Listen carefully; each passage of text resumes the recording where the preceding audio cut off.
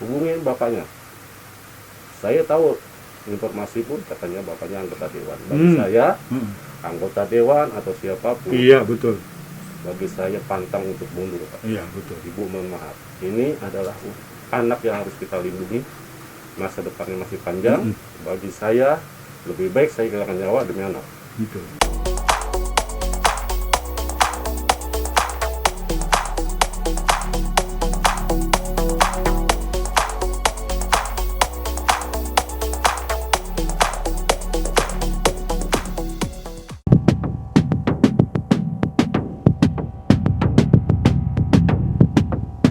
Menuju rumah korban, yaitu anak yang diduga menjadi korban kejahatan seksual dan juga trafficking yang diduga dilakukan oleh anak dari anggota DPRD. Ikutin terus kegiatan kita hari ini.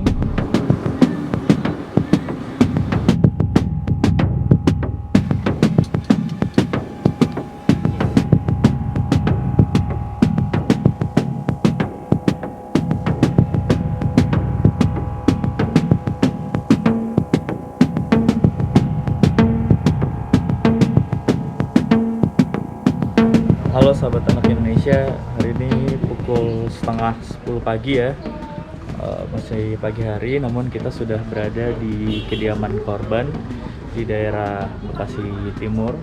Bapak Aris Merdeka Sirait juga sudah sampai di ruangan. Udah nggak sekolah lagi? Ayo salin dong, salin. Iya sih. Ada salin belum Bapak? Ke sini supaya lebih enak. Udah nggak sekolah lagi? Di kelas berapa? Di SMP ya. Kami dari Komnas Perlindungan Anak Dek ya.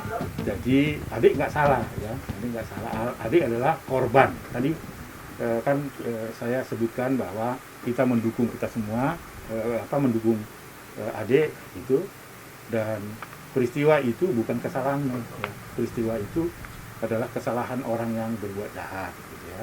Teruskan sekolah ya. Jangan sampai mundur. Kelas berapa sekolahnya? Ini tidak tahu. Nah, Sudah selesai ujian. Ibu si pelaku, si orang jahat harus menanggung risikonya. Ya.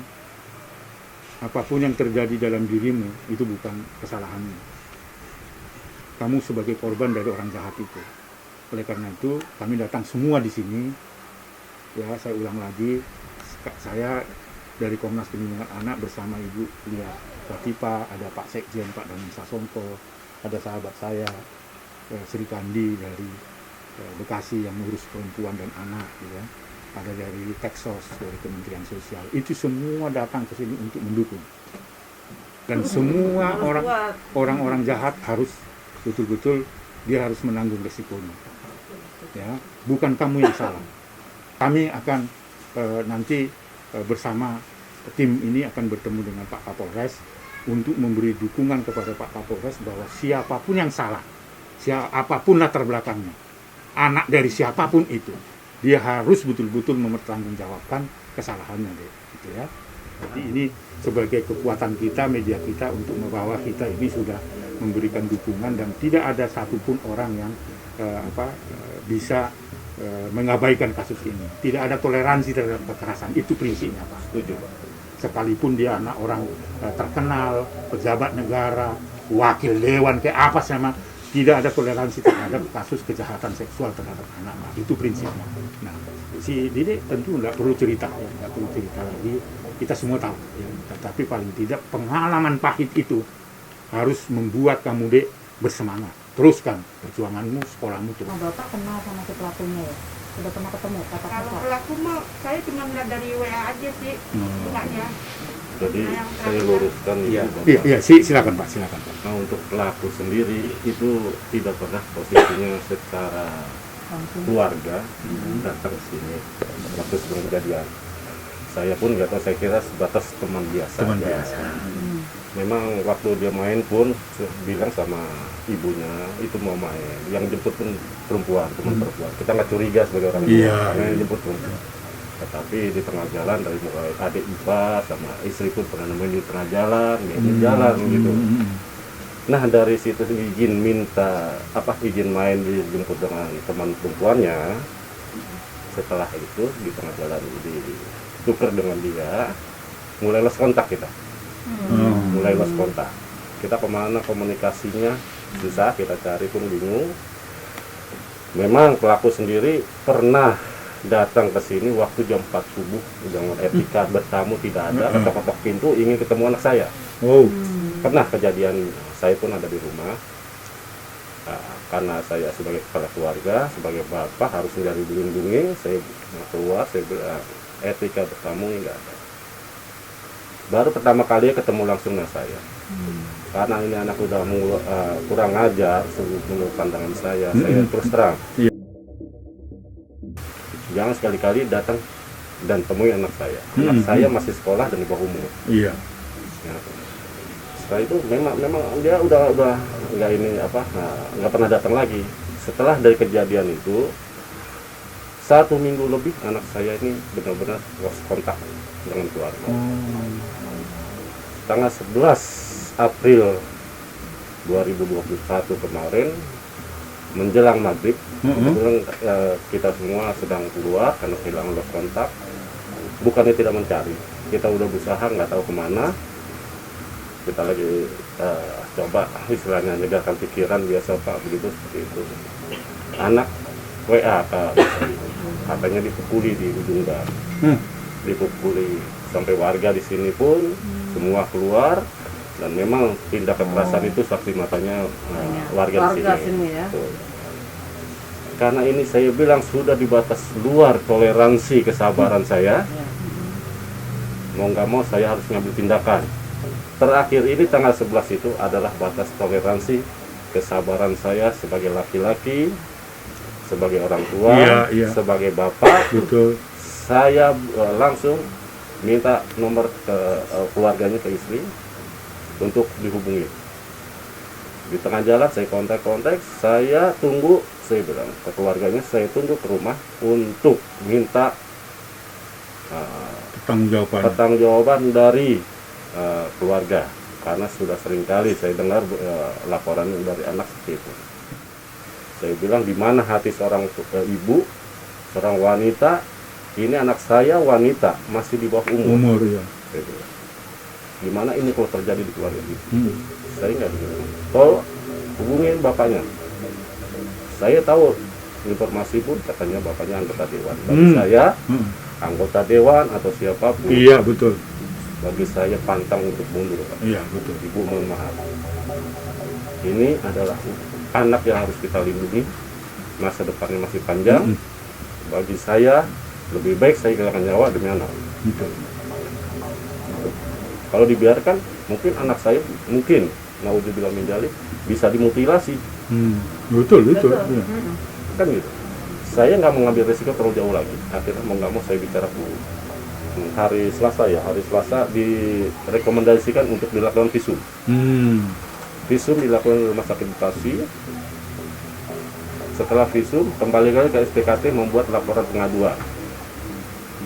Dari visum itu, forensik rumah sakit mengatakan harus segera dioperasi.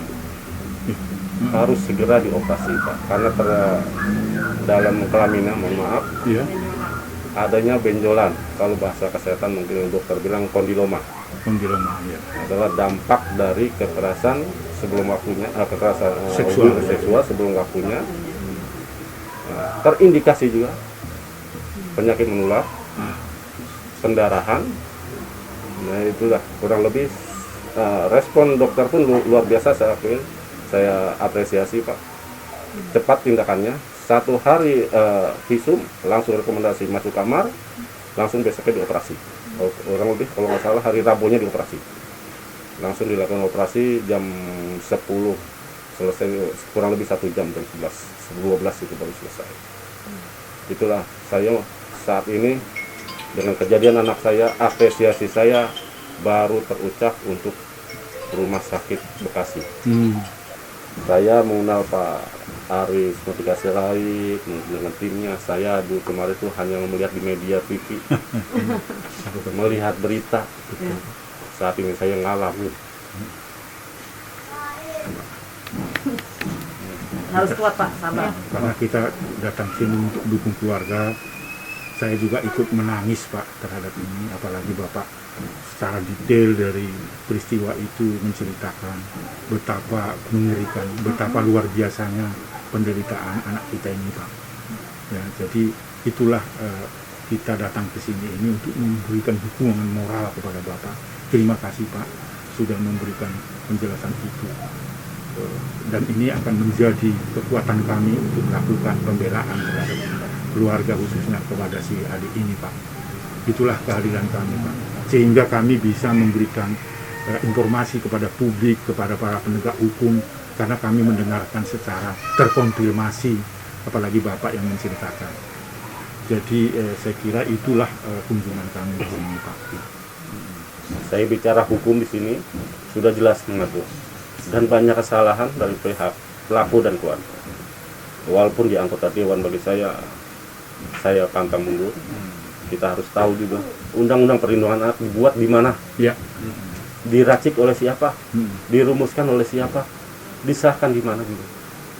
Tetapi dikotori oleh keluarga dia, salah satu anggota dewan. Ini yang harus jadi catatan tersendiri. Dengan adanya solidaritas dari Bapak, elemen semua masyarakat, itulah yang membuat saya tetap fight maju, Pak. Oke, terkait dengan kronologi yang disampaikan oleh keluarga dan korban, ini merupakan kejahatan terhadap kemanusiaan yang sangat luar biasa. Ada unsur penyekapan di sana, ada trafficking di sana, ada kejahatan seksual yang dilakukan, lalu kemudian mengakibatkan menderita penyakit menular, ya, yang disertai dengan keterangan dokter. Jadi si pelaku ini merupakan orang dan pelaku kejahatan yang sangat luar biasa. Jadi tidak ada alasan untuk tidak segera Polres Kota Bekasi untuk tidak menangkap dan menahan si pelaku. Karena visum juga sudah membuktikan bahwa perkara ini adalah perkara kejahatan seksual yang luar biasa. Jadi Komnas Perlindungan Anak dan tim semua yang terlibat mendorong kiranya Polres Kota Bekasi tidak ragu-ragu untuk menahan si pelaku, siapapun latar belakangnya, anak siapapun itu, penguasa negeri ini pun sekalipun, pemegang kekuasaan negeri ini sekalipun melakukan kejahatan terhadap anak, tidak ada alasan untuk tidak menempatkan kejadian ini menjadi kejahatan yang luar biasa. Jadi Komnas Perlindungan Anak dengan bersama tim semua yang ada di sini berharap bahwa kasus yang sudah terkonfirmasi ini tidak ada alasan untuk tidak menahan segera lagi si pelaku untuk dimintai pertanggungjawabannya. Karena dapat informasi kabar-kabar si pelaku masih di rumahnya. Informasi Bang, dia sudah tidak di situ. Adek punya fotonya si pelaku itu? Foto pelaku. Coba bagaimana? Anak ini apa mama, Dek? Ya, jadi tidak ada alasan untuk tidak menangkap dan menahan pelaku. Inilah si terduga pelaku. Oleh sebab itu, dari kronologi yang terkonfirmasi dari orang tua, dari korban, dari ibu, sekali lagi ini merupakan kejahatan terhadap kemanusiaan. Dan biadab. Dan tidak ada alasan pula untuk tidak menangkap dan menahan. Karena ini merupakan kejahatan yang sangat luar biasa, dan di dalam ketentuan Undang-Undang 17 tahun 2016 itu merupakan extraordinary crime. Karena ancamannya bisa 20 tahun penjara dan seumur hidup. Dan kalau terbukti melakukan tindakan pidana seperti trafficking,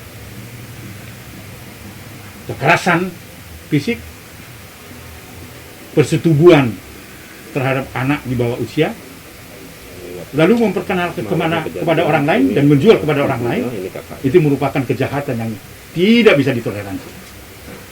Sekali lagi Komnas Perlindungan Anak bersama masyarakat Kota Bekasi dan masyarakat Indonesia secara khusus mendorong pihak Polres Kota Bekasi untuk tidak ragu-ragu menangkap dan menahan pelaku. Karena ini merupakan kejahatan terhadap kemanusiaan yang tidak boleh ditoleransi. Bukti-bukti sudah cukup, saksi-saksi sudah cukup, visum juga sudah menunjukkan bahwa dampak dari kejahatan seksual itu mengakibatkan menderita penyakit menular. Ini merupakan suatu tindakan biadab, tindakan yang tidak bisa ditoleransi.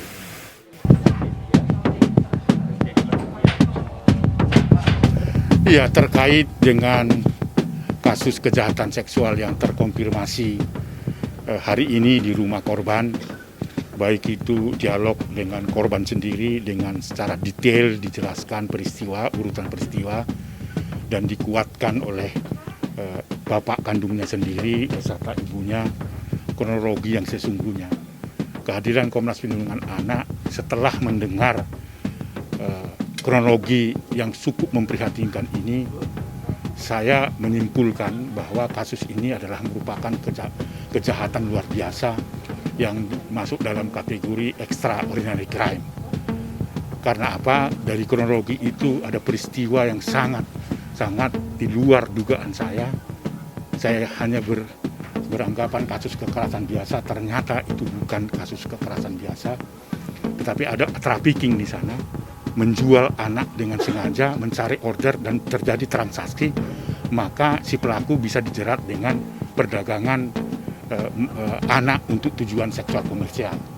Yang kedua, ketika si korban tidak mau melayani orang yang didatangkan ke rumah kos itu, anak ini mengalami kekerasan dan kekerasan fisik. Yang berikut adalah terjadi persetubuhan secara paksa dilakukan kepada korban. Lalu kemudian terjadi eksploitasi seksual komersial. Oleh karena itu, Polres Kota Bekasi tidak ada alasan dan jangan ragu-ragu menempatkan pelaku ini dapat dijerat dengan pasal berlapis. Ya, selain pasal berlapis, tetapi dia merupakan pelaku tindak pidana yang terorganisir secara sistematis. Lalu melakukan hubungan seksual berulang-ulang terhadap anak di bawah umur itu juga adalah merupakan tindak pidana. Lalu visum juga sudah menyimpulkan bahwa terjadi akibat dari kejahatan seksual itu, anak ini mengalami kerusakan alat reproduksi sampai mengalami penularan penyakit menular dan sebagainya, bahkan sampai operasi dan sebagainya. Oleh karena itulah dengan data yang sudah terkonfirmasi ini tidak ada alasan untuk Polres Kota Bekasi untuk tidak menahan dan menangkap si pelaku, karena pasal-pasalnya sudah jelas dan bukti-buktinya juga tadi disampaikan bisa digunakan oleh pihak kepolisian, karena 2 alat bukti saja itu terpenuhi sudah bisa menangkap dan menahan pelaku. Sekali lagi jangan ragu-ragu, kami mendukung Polres Kota Bekasi, siapapun pelakunya, apakah penguasa negeri ini, apakah anak anggota dewan atau orang-orang yang berpengaruh di sekitar Bekasi ini, tidak ada alasan dan tidak ada toleransi. Pelaku harus segera ditangkap dan hari ini kita akan melakukan koordinasi itu kepada Polres Kota Bekasi.